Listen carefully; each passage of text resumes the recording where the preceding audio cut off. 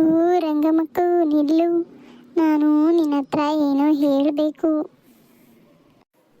ಅದೇನು ಹೇಳಮ್ಮ. ನಾನೊಂದು ಹೊಸ ಯೂಟ್ಯೂಬ್ ಚಾನಲ್ ಓಪನ್ ಮಾಡಿದ್ದೀನಿ. ಅದೇನು ಚಾನಲು ಹೇಳು, ನಾನು ತಿಳ್ಕೊತೀನಿ. ಅದನ್ನು ಹೇಳಕ್ಕಂತಾನೆ ಬಂದಿದ್ದೀನಿ. ಹೇಳವ, ಆಯಿತು. ನಾನೊಂದು ಯೂಟ್ಯೂಬ್ ಚಾನಲ್ ಓಪನ್ ಮಾಡಿದ್ದೀನಿ ರಂಗಮ್ಮಕ್ಕ.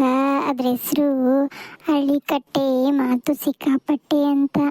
ಅದರಲ್ಲಿ ಹಳ್ಳಿಯಲ್ಲಿ ನಡೆಯುವ ಹಾಸ್ಯ ಘಟನೆಗಳು, ಕತೆಗಳು ತೋರಿಸ್ತೀನಿ. ನೀನು ನೋಡು ರಂಗಮ್ಮಕ್ಕ. ನನ್ನ ಚಾನಲು ಸಬ್ಸ್ಕ್ರೈಬ್ ಮಾಡು, ಶೇರ್ ಮಾಡು, ಕಮೆಂಟ್ ಮಾಡು, ಬೆಲ್ ಬಟನ್ನ ಒತ್ತು.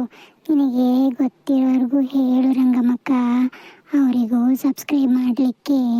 ನಾನು ಹಾಕೋ ಕತೆಗಳು ಮೊದಲಿಗೆ ಅವರಿಗೆ ಬಂದ್ಬಿಡುತ್ತೆ. ಸರಿ ಆಯ್ತು ಬಿಡಮ್ಮ, ಸಬ್ಸ್ಕ್ರೈಬ್ ಮಾಡ್ತೀನಿ. ನನಗೆ ಗೊತ್ತಿರೋರ್ಗೂ ಹೇಳ್ತೀನಿ. ರಂಗಮ್ಮಕ್ಕ, ನಿನಗೆ ಗೊತ್ತಲ್ವಾ ನನ್ನ ಪರಿಸ್ಥಿತಿ. ನಾನು ಸ್ವಲ್ಪ ಕಷ್ಟದಲ್ಲಿದ್ದೀನಿ. ಇದರಿಂದ ಏನಾದರೂ ನನಗೆ ಸ್ವಲ್ಪ ಸಹಾಯ ಆಗುತ್ತೆ ಅಂತ ಮಾಡ್ತಾ ಇದ್ದೀನಿ ರಂಗಮ್ಮಕ್ಕ. ಗೊತ್ತು ನೀನು ಎಷ್ಟು ಕಷ್ಟಪಡ್ತಾ ಇದೀಯಾ ಅಂತ. ನಮ್ಮ ಜನ ಕನ್ನಡದವರನ್ನು ಯಾವತ್ತೂ ಕೈ ಬಿಡಲ್ಲ, ಕೈ ಹಿಡಿದು ನಡೆಸ್ತಾರೆ. ನೀನು ಧೈರ್ಯದಿಂದ ನಿನ್ನ ಕೆಲಸ ಮಾಡು. ರಂಗಮ್ಮಕ್ಕ, ಆ ಭರವಸೆಯಲ್ಲಿ ನನ್ನ ಕರ್ತವ್ಯವನ್ನು ಮಾಡುತ್ತಿದ್ದೇನೆ. ನನಗೆ ನಂಬಿಕೆ ಇದೆ, ನಮ್ಮ ಕನ್ನಡ ಜನರು ಒಳ್ಳೆಯ ಮನಸ್ಸಿನವರು, ಕಷ್ಟಕ್ಕೆ ಕೈ ಹಿಡಿಯುವವರು ಅಂತ. ಅವರಿಗೆ ನಿನ್ನ ಚಾನಲ್ ಹೆಸರು ಹೇಳು.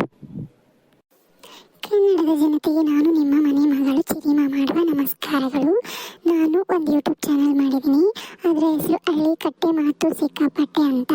ನಾನು ಇದರಲ್ಲಿ ಹಳ್ಳಿ ಕಥೆಗಳನ್ನು, ಹಳ್ಳಿಯಲ್ಲಿ ನಡೆಯುವ ಸನ್ನಿವೇಶಗಳನ್ನು ಹಾಸ್ಯಮಯವಾಗಿ ತೋರಿಸಲಿದ್ದೇನೆ. ದಯವಿಟ್ಟು ನನ್ನ ಚಾನಲನ್ನು ಸಬ್ಸ್ಕ್ರೈಬ್ ಮಾಡಿ, ಶೇರ್ ಮಾಡಿ, ಕಮೆಂಟ್ ಮಾಡಿ, ಬೆಲ್ ಬಟನ್ ಒತ್ತಿ ಸಹಕರಿಸಿ. ನಿಮ್ಮ ಮನೆ ಮಗಳನ್ನು ಕೈ ಹಿಡಿದು ನಡೆಸಿ.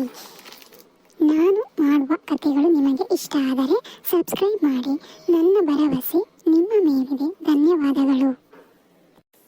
ಸರಿ ಬಿಡಮ್ಮ, ಇಷ್ಟು ಹೇಳಿದೆಯಲ್ಲ ಸಾಕು. ಜನ ನಿನ್ನನ್ನು ಸಬ್ಸ್ಕ್ರೈಬ್ ಮಾಡ್ತಾರೆ.